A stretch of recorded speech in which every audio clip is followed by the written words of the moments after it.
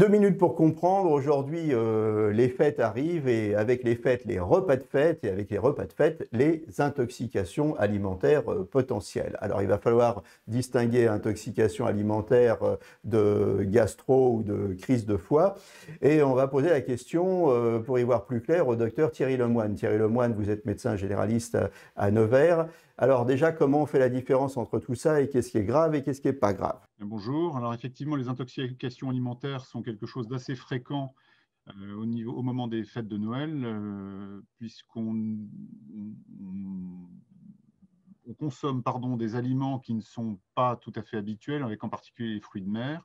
Donc la première chose, c'est de les conserver dans de bonnes conditions au frais, de vérifier qu'ils soient bien frais. Donc si vous ouvrez une huître, il faut toujours la chatouiller un petit peu sur le bord pour vérifier qu'elle se rétracte et pour vérifier qu'elle est bien vivante. Ça, c'est la première chose, donc la conservation et vérifier que c'est bien vivant.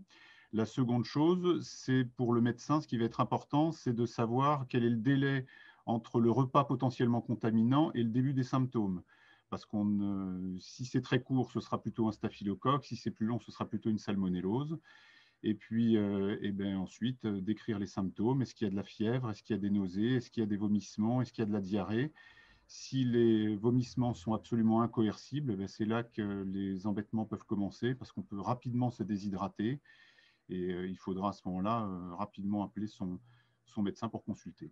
Voilà, grâce à vous, docteur, on sait quelles précautions prendre pour éviter les intoxications alimentaires et en cas d'intoxication, eh bien, n'hésitez pas, appelez le 15, vous allez tomber sur un régulateur qui vous orientera.